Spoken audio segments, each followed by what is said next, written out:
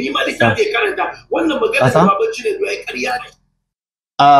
Jama'a masu kallo da sauraron mu assalamu alaikum warahmatullahi ta'ala wa barakatuh. A gurguje wannan dan show din da na dan yi na dan kadan wannan magana da kuka gani ta wannan mutumin gaskiya magana ta uku kenan yana yayi magana daya ban bashi ansa ba, yayi ta biyu ban bashi ansa ba, yayi ta uku. Wannan mutum da kuke gani farko ni ban san shi ba lokacin da muke nayi challenging kiristoci akan magana Council of Nicaea da sauransu da suka rasa ansa. Ban san inda azaman ya samu wannan mutum ba. Za ku je ko yanzu kuka je page shi za ku ganshi, shi ya dauko shi ya dauko bidiyon shi ya sa ya ce yana bukata ni da shi farko ma hoton shi ne da rubutun shi yana so mu debate da shi akan can we trust Muhammad.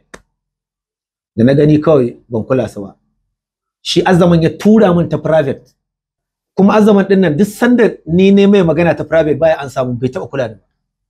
Amma an bukatar shi ta tashi zai yi, da bukatar shi ta tashi yana son ni magana da wannan saboda an ɗauko hanya da za a zagi annabi na annabi Muhammad sallallahu alaihi wasallam. Da na fahimci duk mutumin da ya ce can you trust Muhammad, sai naga ai wannan wani abu ne da ake nema na zagi. Sai aka tura mu, sai ne masa reply, kuma na zo na ƙara yi masa a wannan ɗina a page ɗina na ce ba zan yi muƙabala da mutumin da ya ce min can we trust Muhammad ba, kuma yana nesa, kuma ya faɗi yadda za a yi muƙabala a Enugu zan je a yi muƙabala, a can yake so mu zauna, amma can we trust Muhammad. Kuma a yanda ya rubutun na lura ya yi shi ne irin da wuta. To duk mutumin da ya ce can you trust Muhammad, kaga ai if he didn't trust him he is going to insult my prophet. A kawo topic, na ce a kawo topic na hankali wanda za a iya cewa wannan yana da alaka da magana da abin da za a iya gane cewar hankali wannan zai dauke shi. Na ce ba zan yi ba irin wannan debate din, amma a zaɓi topic da zai zama mai ma'ana, ko a ce can Quran or Bible be trusted? Is Quran word of God or is Bible word of God? Na tura masu, na ce su zaɓa mu zo mu zauna, ni in kare Qur'ani su su kare Bible. Ɗebo duk challenge ɗin da za su zo su turo mana a cikin Al-Qur'ani cewar Qur'ani ba magana Allah bace in kare, ni kuma in jefo masu abinda zan jefo masa a Bible su kare cewar ni na ce ba magana Allah bane. Suka iya da wannan, daga nan ban kare kula shi. So yazo ya sake wani bidiyo again na biyu, shi wannan mutumin abin yayi batanci ga manzo Allah sallallahu alaihi wasallam, irin maganganun da ya rika yi waɗanda daf suke da zagi. Ba zan ce ya zaga ba, amma daf suke da zagi, cin fuska ne da cin mutunci irin yanda makiya a cikin kiristocin mu na arewa suke manzo Allah sallallahu alaihi wasallam. Shi ma dan arewa ne, ina jin dan Kaduna ne, pastor ne, yana da coci guda, pastor ne, abokin azzaman ne. So yayi min wannan na biyu, still na ki kula shi. Yazo yayi wani video again, waccan na farko rubutu ne, na biyu yayi video da cin fuska da cin mutunci, na uku ya ƙara video da cin fuska da cin mutunci. Na ga abin nashi yawa yanzu da yayi wannan. Abin da yasa zan kula shi, ni ba zan kula shi ne ba dan maganar da dan zagin da yayi, dan zagin da yayi ne ban da matsala. Ai duk zagin da za a yi min ba za a yi min irin wanda aka yi min da azumi ba. Akwai pastor da ya tabbatar min bayan ya dawo shiryayya hanya yake gaya min duk cocin da ke arewacin Najeriya a wannan azumin babu cocin da ba tsine min albarka. Wai wakilin shedan ne aka turo ni. Da an yi wannan duk tsino da za su yi ba za su yi irin wancan ba. To sun yi tsinuwar musulmai kuma sun min addu'a gani kalau, ba abin da ya same ni. So zagi ni ba shi zai sa in ce zan mai da mashi martani ba. Dan zagi na ne wallahi zan iya kyale shi tai. Amma akwai abubuwan da yake yi ne saboda naga ina bin comment ɗin. Idan yayi a wancan lokacin azaman ke ɗaukowa ya sa a cikin pejin shi, saboda pejin shi yan arewa ba sa bi. So yanzu yayi sabo sai ya turo pastor mamman ya sa a pejin shi. Abin da yasa zan zo zan ja wani jallayi ne, ya kamata dole in zo wannan maganar akan wannan abu. Na san wannan bidiyon da yawa musulmai zai taba ku a zuciya, ku yi hakuri. Ba na sa dan ya taba wani a zuciya bane ba, a'a saboda in gyara ne. Duk mutumin da kaga na kafe shi a video, to kawai ka ce mishi sorry, wallahi sai ya wulakanta kowaye. In dai zan kafe ka a haka in ce in zan tsarge in magana ka, duk abin da ka faɗa insha Allah a cikin 100 in Allah da sai na zubar da 60, kuma 60 din ba wai iya zubarwa ba, zan iya zubar da 100 amma sai na wulakanta ka a 50 dole. Babu zagi ba cin mutunci ba tare da na zage ka ba, insha Allah zan wulakanta ka da bakin ka, zan bari ka wulakanta kanka kamar yadda nema mai gidansu ko ce sauran abokansu, inda shi wannan aboki ne ga marigayi. So ni wannan bidiyo na san mutane ba za su ji daɗin sa ba, amma a yi haƙuri a saurara, a zan yi ne don in kare ƙarerayin da yake, domin akwai mabiya waɗanda suke suna kallo. So wani kaga idan ba a sanar da shi ba ko ba a fahimtar da shi ba, zai iya ɗauka cewa abinda wannan mutumin ke faɗa gaskiya ne.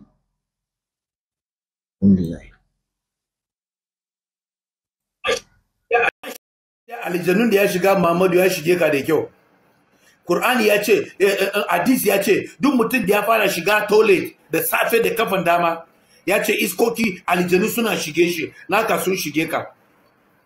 Sai Bukari ya ce, da safe shetan na zo ya ma fisari a hanci.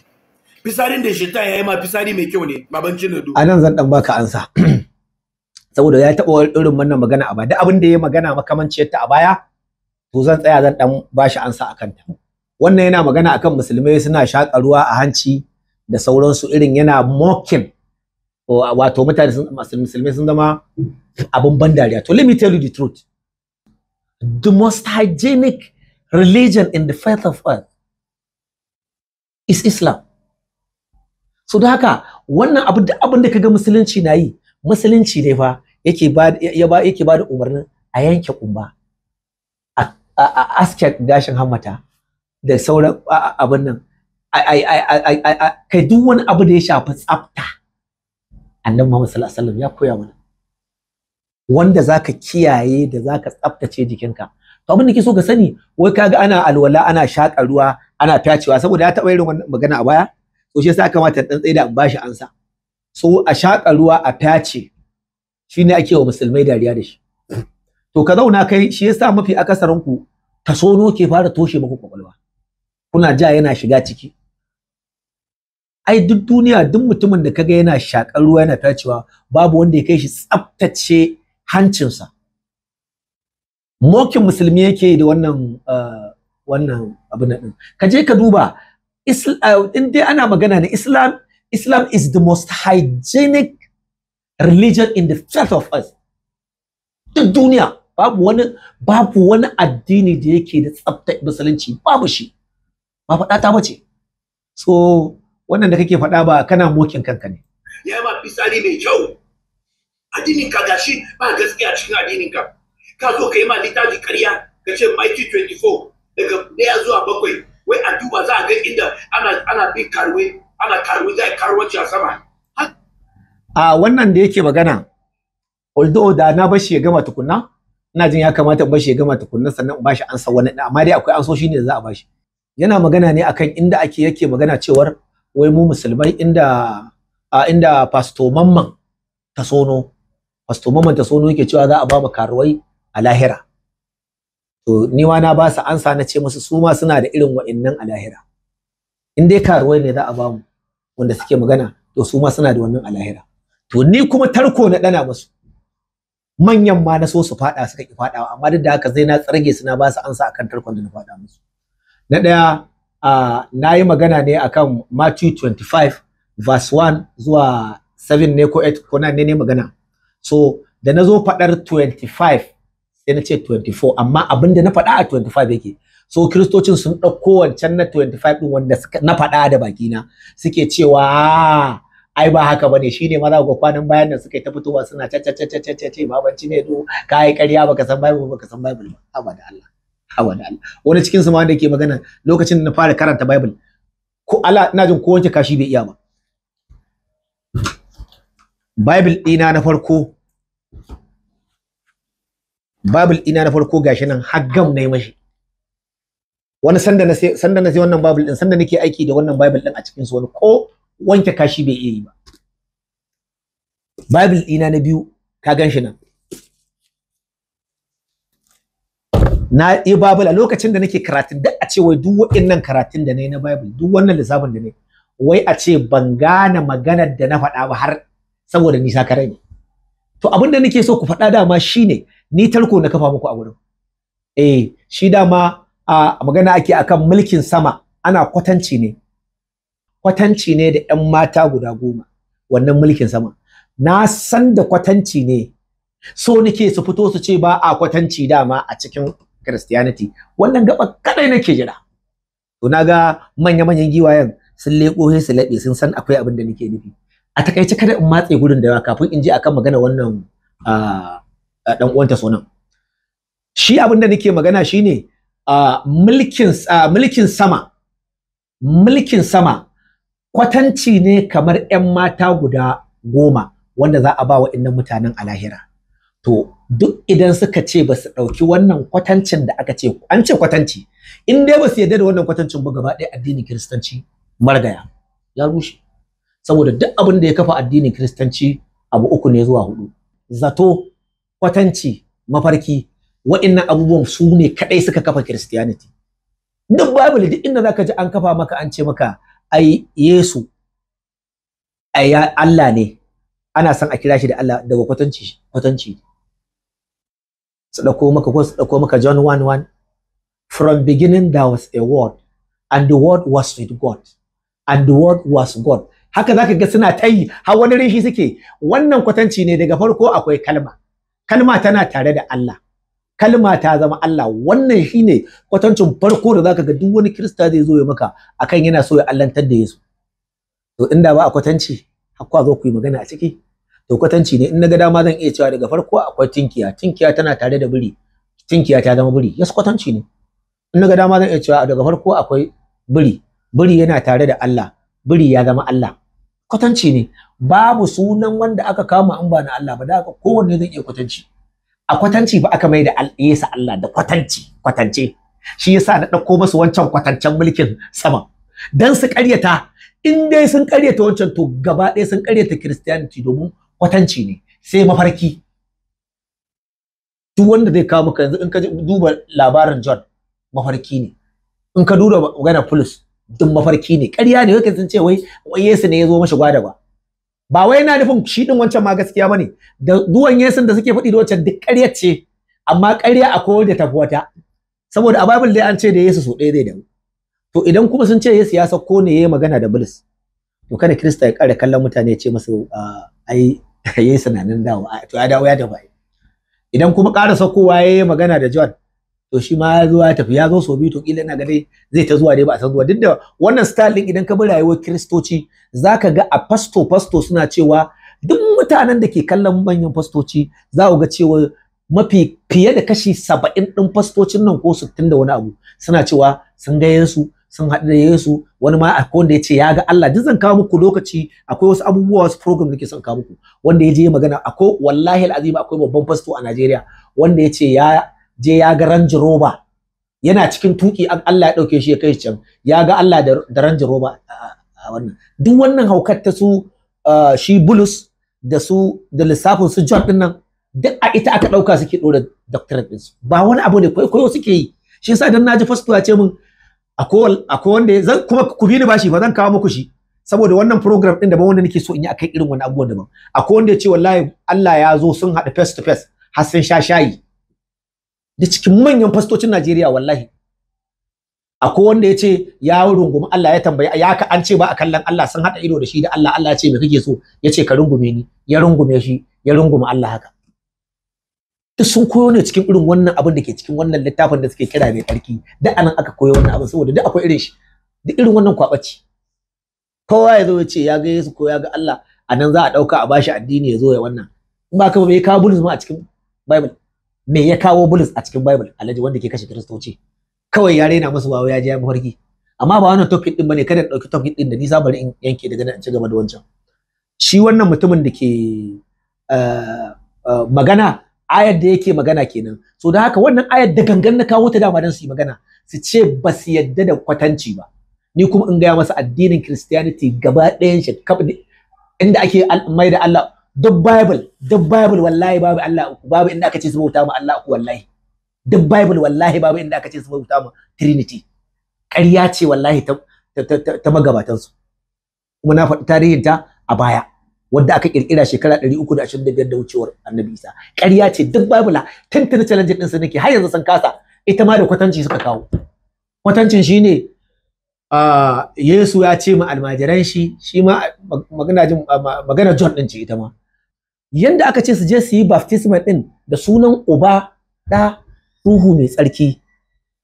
Babu wani guri yanzu a ce yanda suka dauke shi a Ubangiji a matsayin shi ko manzo ko Ubangiji ya zo ya samu sahabban shi. Jama'a ina son ku saurari wannan abin da Allah musulmi da kiristoci da ake rena muku hankali, da Allah ku saurari gurin hankali, da Allah ina so ku saurari gurin. Shugaba ne ya samu yaran shi matsayin shi na Yesu, ya samu disciple, ku karanta wannan aya, ya samu sahabban shi ya ce musu ku je ku yi baptisma da sunan Uba, Da, Ruhu mai tsarki. Dan Allah ya kamata su yi ko bai kamata su yi ba jama'a? Wannan tambaya ce. Na san kowa zai ce ai ya kamata su yi. Ba ma ya kamata ba, doka ce ai. Kamar shi Yesu ya ba da wannan umarni ai doka ce. Bai bada ma an zabga mar ƙarya a Bible balle a ce ya bada din ne. To inda suka yi kuskure ina ga ba su me kon su je su rubuta ya bada din. An yi din. Duk Bible daga farkon shi har ƙarshe babu inda disciple din nan a cikin sahabban nan mutum ɗaya yayi baptisma da sunan Uba, Da, Ruhu mai tsarki. Na ce idan suka kawo na zama Kirista. Babu.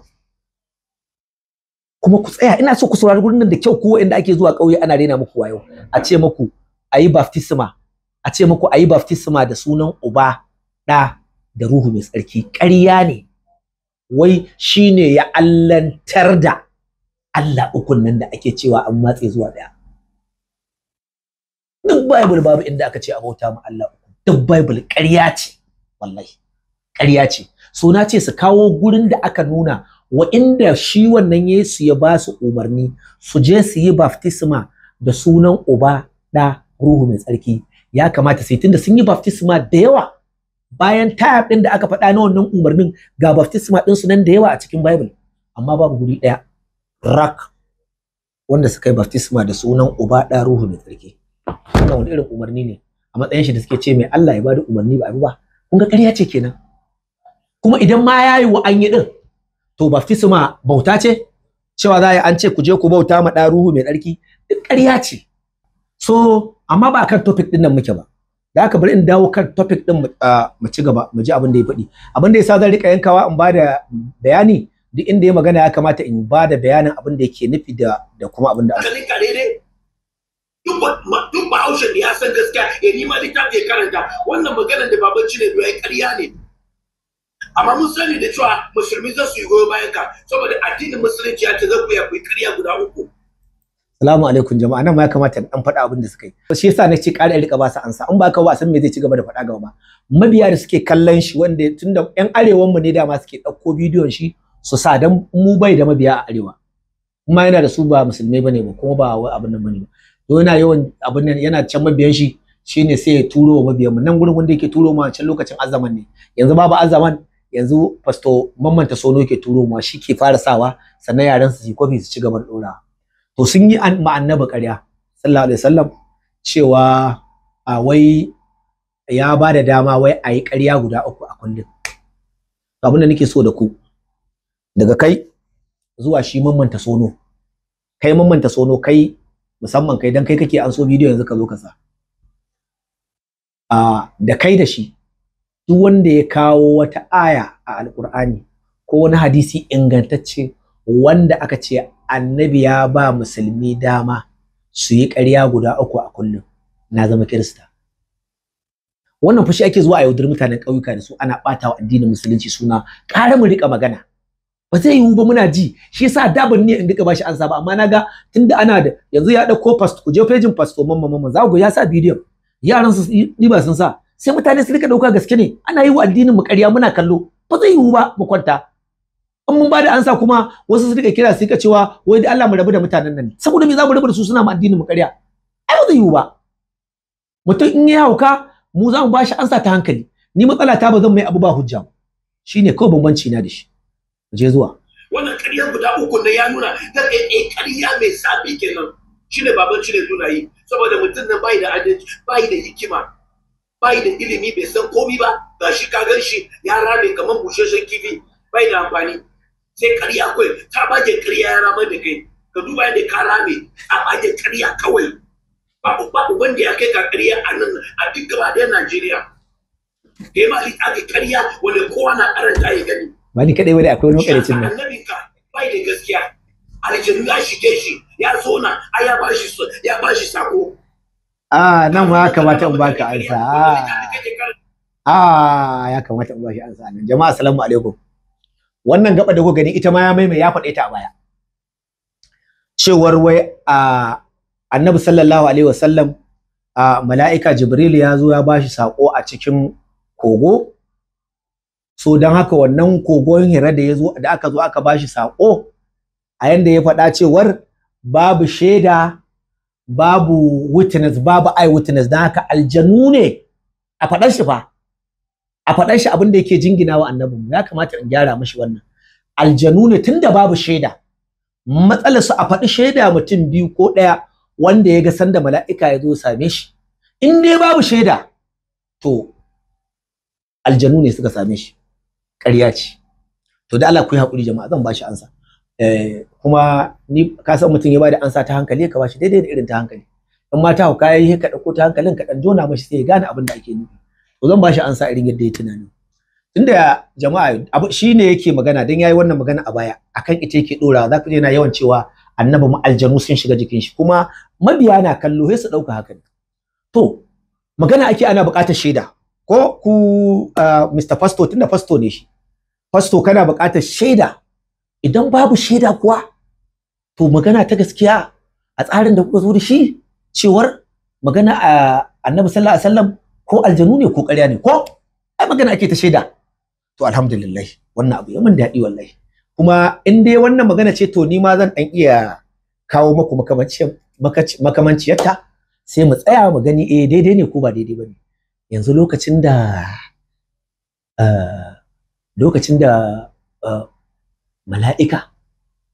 da mala'ika ya je gurin Mary ya rufa ta din nan da ta zo ta ce ma mutane mala'ika ne suka ce a wani soja ne tsohon soja ne ya yi mata ciki akwai shaida lokacin da mala'ikan ya zo ya same ta akwai wani mutum ɗaya da ya taɓa gani a Bible akwai shaida lokacin da mala'ika ya zo wurinta shi lokacin da za a sa Allah ko a cikin cikinta akwai shaida ana baka ansa ne daidai da irin maganar ka ba zagi bane ba irin tambayar da kai mun ce na bai damu da cikin Bible din akwai shaida mutum ɗaya da aka samu ya gani cewar lokacin da za a sa Allah ko a cikin cikinta da ta yi kilemin da bakinta cewar an sa mata wannan Allah akwai shaida a cikin nan iri ɗaya ne da namu in dai akwai shaida to ko babu shaida idan dai rashin shaidar waccan ta tada annabtan annabi Muhammad sallallahu alaihi wasallam to wannan rashin shaidar ma kun ga to sai a binciki shi Yesu gano waye baban shi dan shaida iri ɗaya ce in dai waccan shaidar ba ta yi to duk ɗaya shaida wannan in dai waccan shaidar ba ta ba da annabta shi annabi Muhammad sallallahu alaihi wasallam ba saboda babu witness duk iri ɗaya ne da wannan ma ba shaida kun ga tuhumar da Yahudawa suke muku cewar a nemo baban shi kun ga ta duk iri ɗaya ce ni ba zagi ne ba cin mutunci ba Yahudawa suka faɗa kuma magana ce ta shaida kuma babu shaida mutum ɗaya da ya taɓa gani abinda kuke faɗa cewar lallai ne an providing shaida sannan annabta annabi Muhammad sallallahu alaihi wasallam ta tabbata sannan ya tabbata annabi sannan ya tabbata an mashi annabta idan babu shaida aljanu ne suka shiga a jikin manzanmu wannan kilimin din kuka yi manzanmu ba ni da kamar shi wallahi azimu ban da kamar shi kada ka ce uwata da ubana aljanu ne suka haife su kada ka kalli uwata ka ce mata aljanu ne suka haife ta ba ta da iyaye ko ubana aljanu ne ba su da iyaye suka shige su ka kalli annabi na ce saboda babu shaida aljanu ne suka shige shi suka bashi wahayi to iya ansar da zan iya baka ita ce kadai wannan Bible din duk cikin sa ba a samu shaida mutum ɗaya da ya ga lokacin da mala'ika dan ku na ku labarin ma ya bambanta da nama mala'ikan rufe ta fa ya hukanta ana ku haukan babu mala'ika babu mutum ɗaya da ya gani a shaida ba ta da shaida mutum ɗaya in dai rashin shaidar wannan ne yasa kuka ce aljanu ne suka hawa annabi Muhammad sallallahu alaihi wasallam to wannan rashin shaida shi yasa aka samu na ku yesun ku ba a san uban shi ba shine iya ansar da zan iya baka ji gaba aga babanci da kai da Allah da ba ku da babanci saboda Allah ne ma yana zaba inda zai kwanta yana zaba abincin da zai ci amma kai baka san ma maganar da zaka yi ba ka zo ka duba littafi sai kai ma littafi babban ƙarya Allah da wannan ka faɗa mu an abarta cikin littafi amma gajin sama zai karwace a cikin littafi Michael ba shi nan a wurin bai nuna haka ba ya nuna da cewa baka da gaskiya kuma mai saurare ka ma irin ka ne mai saurare ka irin ka ne ka duba addininka ya zubar da kai baka iya ka rufe addinin ka ba duk ƙarya da ke a cikin addinin musulunci ko ya kai ka rufe shi za mu fitar da shi ku bude ai mun ba ku dama in dai akwai ƙarya ga Qur'anin nan duk ƙarya da kuka gani ba sharri ba in kun sharri za mu fito mu bude muku ni matsalar ku da matsala ta da ku shine duk abin da na faɗa a Bible ɗinku na ce kaza ne sai ku ce na zagi Bible ko na zage su iya abin da za ku ke faɗi kenan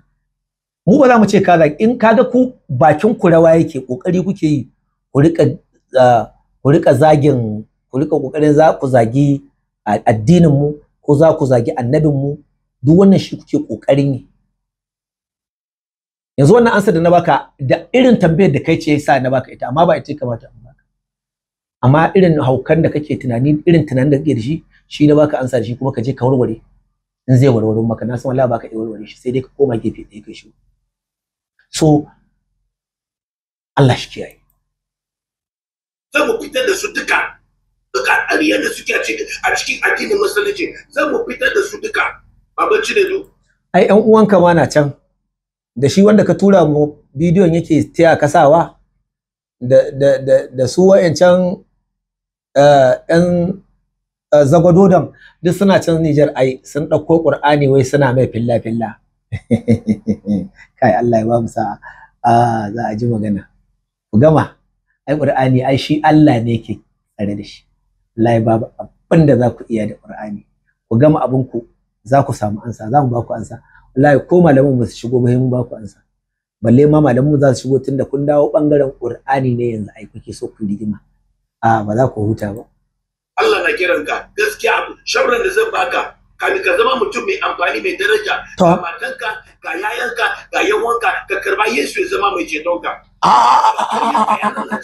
ya sa kana rane kowanne rana ya sa kana zama kamar wani to kana so in karbe su kuma kake wa'azin da fada yanzu haka Christianity nuna muku haka aka koya muku rikai kenan ai abin da ya kamata kai sai kai mun maganganu kuma ka kai ƙarya ka in kama ka kai ƙarya kai wa annabi na ƙarya ka in kama ka kai wa littafi na ƙarya ka in kama ka ni kai mun ƙarya ko kai mun sharri ai in kana so in bi ka ai kai mun magana ta hankali ta fahimta wanda zan bi ka aladin da baya zaban abincin ce gaskiya ka karba Yesu ya zama mai cetonka abin da zai cice ka kenan gaba daya ai ni na karbe su wallahi tallahi na karbe su a matsayin annabi ai na ma fi ka san shi wallahi ni na fi ka san Yesu dan ni yanzu nan in kaga musulmi babu wani musulmi da zai cika musulmi sai ya yarda da annabta annabi Isa Yesu da kuke magana ai mun na karbe su ai ni ina tare da shi yana cikin Qur'anin nan da ka gani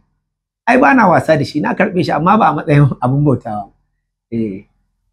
saboda ka karba Yesu bayan da zai ka zo na kana ƙarya Yesu ya hana mu ƙarya amma Muhammadu ya ce zaka iya kai ƙarya shi yasa kana ƙaryan nan saboda Muhammadu ya koya maka Allah Larabawa Muhammadu ya koya maka duk ƙarya shi bai taba cewa shi Allah bane duk zage-zagen da zaka yi da abin da zaka yi kai ta yi dai amma inda za ku mai da wanda za ku mai da Allah ku mai da Allah amma shi annabi Muhammad sallallahu alaihi wasallam annabi ba Allah bane kuma ɗazu kamar da nake gaya maka cewar da nazo karanta Matthew 25 a bakina kuma yana ce mata 24 yana karanta 25 din dan adam ne zan iya ajizanci zan iya ajizi ne zan iya yin mantuwa wannan shine abin da za ku ce kun taba kama ni da shi kam a rayuwarku zan ce kamar mutum zai karanta aya ta 5 sai ya ce wannan abin aya ta 4 ce sai kuma ya karanta ta 5 da ban tsaya na duba littafin ba da na bude ma ba zan abin nan ba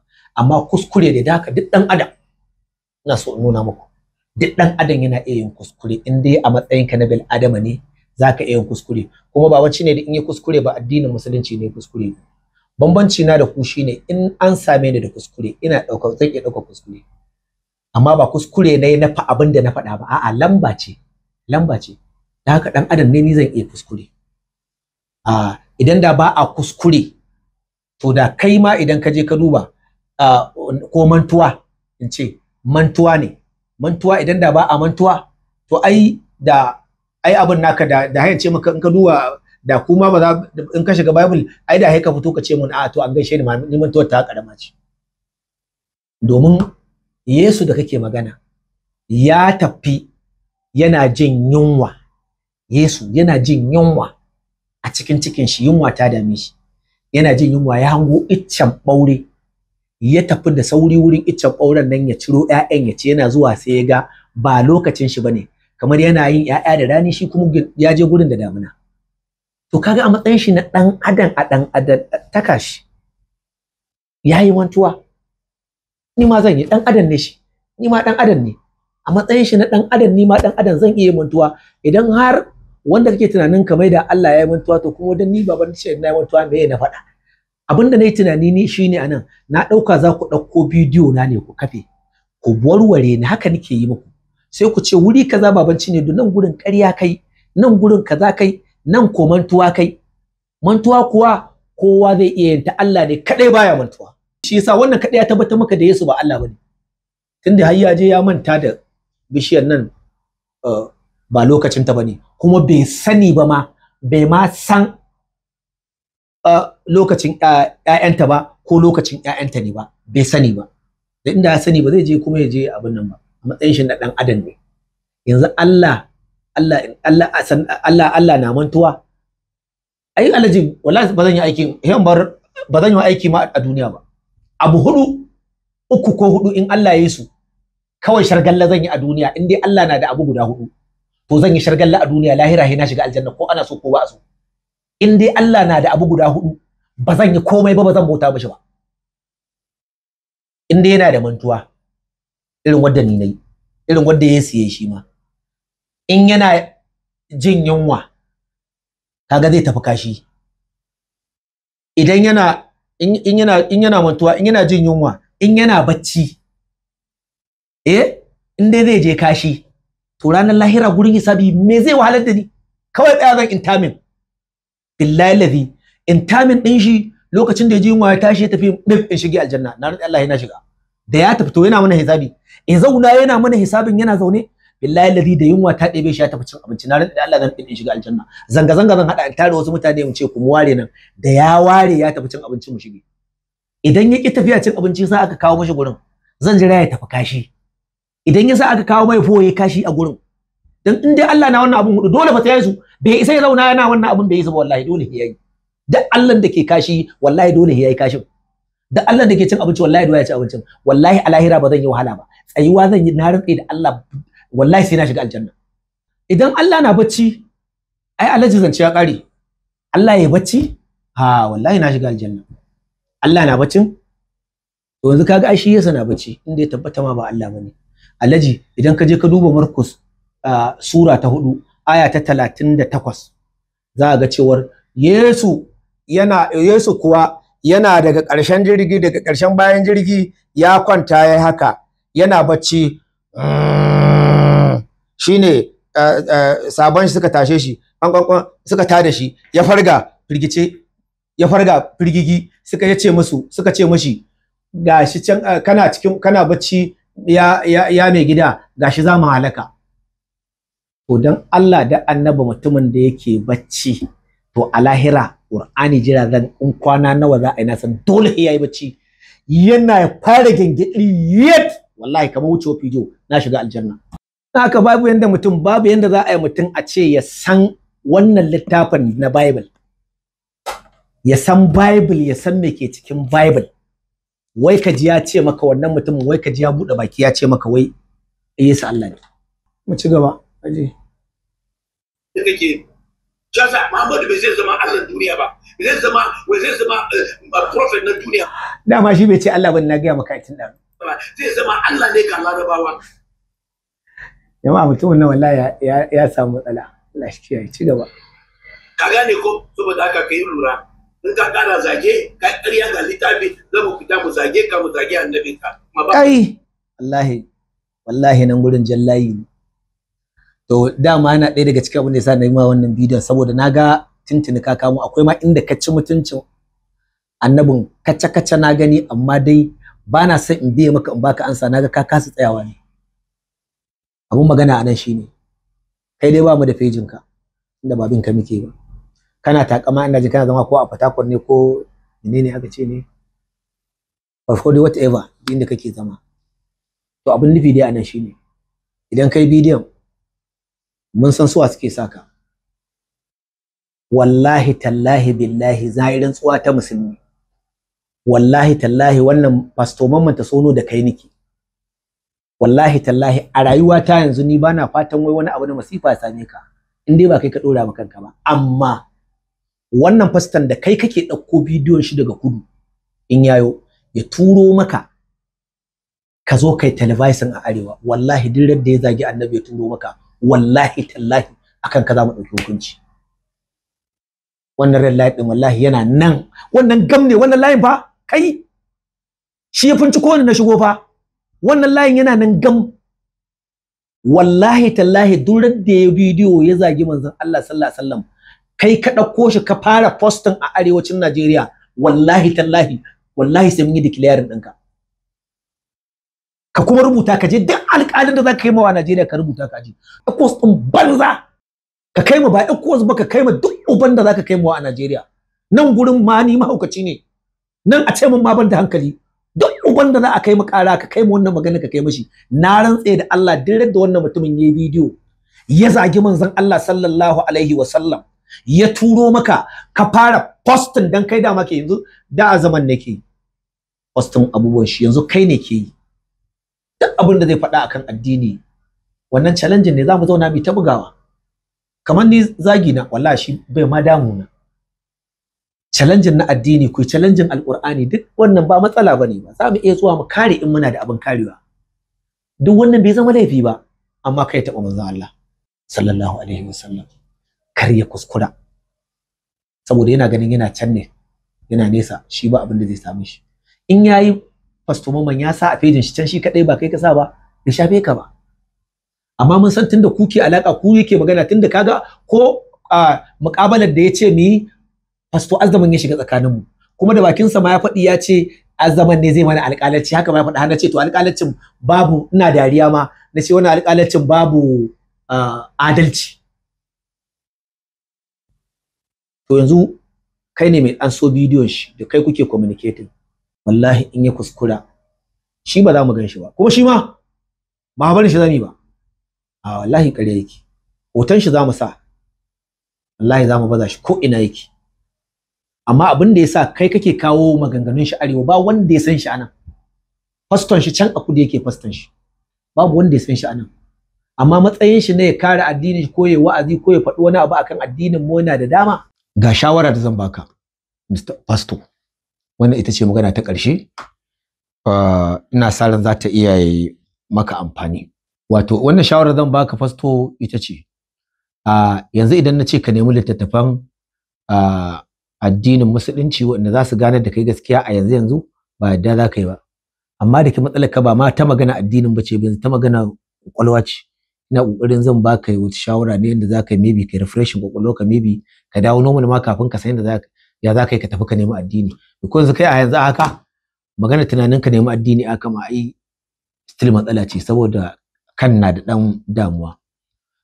Because the way yanda kake magana da yanda kake abubuwanka, akwai littafi naku ne na Kiristoci, kungiyoyin ku ne na Kiristoci, akwai Watchtower Bible Tract Association wanda ke New York, su suke da wannan littafin.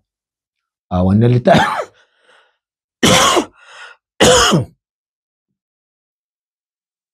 yawa akwai littafi da zan maka recommending da ya kamata ka nema naku na Kiristoci. wanda yake cewa is there a creator who care about us?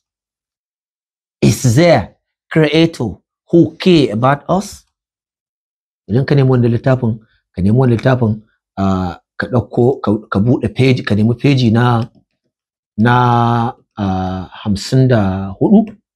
In ka nemi page na 54 daga nan zuwa na 61 insha Allah za ka gane matsalolinka, domin nan magana ce ake ta kokowa da masu irin hali irin naka, mutumin da wani abu za a yi mashi wani abu wanda aka gaya mashi gaskiya ko aka yi mai wani abu na bacin rai, maimakon ya je ya duba abin ya gaya zai bada ansa daidai da wannan abin, a'a abin da yake tunani sai ya je kawai sai ya irin na gwaggon biri kenan, ita gwaggon biri kawai ya ta faɗa, saboda gwaggon biri shine abu wanda idan ya dawo gida wani ya kawo ma matar shi abinci misali a cikin gwaggon biri, ko ya kawo ma ƴaƴan shi abinci ya ba su, garin fita ya taka ɗaya, maimakon ya ji magana kawo abincin da yi kawai taka ɗayan nan da ya da shi zai je ya dinga masifa kawai da shi. Shine wannan kwatancin da wasu professors suka yi a cikin wannan littafi naku, is there a creator who care about us? Kuma in ka neme shi ban san ko akwai shi ba online dai, amma ana sai da shi na san a wurin da ake sai da makarantu na Bible, suna sai da shi saboda sun san cewa suna da mutane masu irin ka, so ina jin shi za su ke sai da su saboda su dan saita musu hama. To bari in gwada ma littafin, ina jin ina da shi, is there a creator who care about us?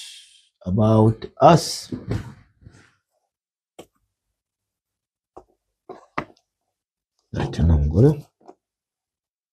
Yawwa, is there a creator? Wannan littafin na fi shekara 16 da mallakarsa. Ka gan shi nan ga title ɗinsa, is there a creator who care about us? Wani littafi naku ne ba namu bane. Publishers ɗin kaga sunansu, kaga sunan publishers ɗin. Yawwa, a wannan layin na tsakiya, duk da dai yanzu abin yayi ƙananan rubutu, gashi nan wannan su ne publishers ɗin. Za ka gan su a America suke. Akwai Watchtower Bible Tract Society wanda suke a New York. Akwai International Bible Student Association su ma a nan da suna a New York. So wannan shawarar zan baka kenan, ka nemi wannan littafin zai baka ansa. Ni ba zagin ka nake ba, ko ba zagin ka zan yi ba, amma ina baka shawara cewa duk wani abu da wannan littafin ya kamanta da gwaggon biri, duk wani abu da behavior da gwaggon biri yake yi, idan an yi mashi abu ko an bata mashi rai, shi kai a wannan bidiyon naka, babu bambanci. Amma ni nayi maka ne da hujja, kuma na baka dama ka je ka karanta idan kaga cewa abin da kai bai daidai da abin da gwaggon biri ke yi ba irin ku ake yin magana ba. Kuma na gaya ma idan ka je ka nemi peji na 56, peji na 56 zuwa 60, a nan za ka samu duk gyaran matsalar ka da kake so ka yi. A gan shi nan idan ka duba za ka gan shi gashi nan da hoton kwakwalwa, kuma za ka ga hoton kwakwalwa, to za ka ga wadan paragraph din farko an rubuta maka being far different from apes and other animals. Being far different from apes and other animals. Littafin ku ne na coci. Wannan ya fassara ka gaba daya, duk abin da kake na cikin wannan littafin. Ina jin mutane ne wanda suka san irin halin ku suke maka, so ni ba zagin ka ne ba, amma ina mai tabbatar maka dai duk ɗabi'un da aka faɗi gwaggon biri na da su, wurin rashin natsuwa a wurin magana, da wurin rashin kawo hujja. An kawo ma matar shi abinci, an taka ɗan shi ya tafi faɗa ba tare da ya tunanin an ba ɗan shi abinci ba, so duk su kai. So ina baka shawara ne ka nemi littafin. Ni yanzu ban san ko akwai shi wallahi ko wallahi ban sani ba, saboda yawanci yanzu ina ce muku nema wallahi ma za ku ga kamar ina muku, to yanzu ina kare rika ɗauko littafin ina baku, wanda babu kuma in ce muku je ku nema. Ka je ka nemi wani littafin duk inda manyan Bible school suke, to za ka same shi. Ni lokacin na jin a Ibadan aka siyo min wannan littafin, Ibadan ne. So sai ka bada ka je ka nemo maka, domin maybe zai iya taimaka maka a ta fannin abubuwanka da kake yi, saboda ita rayuwa gwagwarmaya irin wannan ba za ta yi ba research. Kawai na baka iya wannan shawara ka je ka duba. Wa hadha akhiru dawana alhamdulillahi rabbil alamin.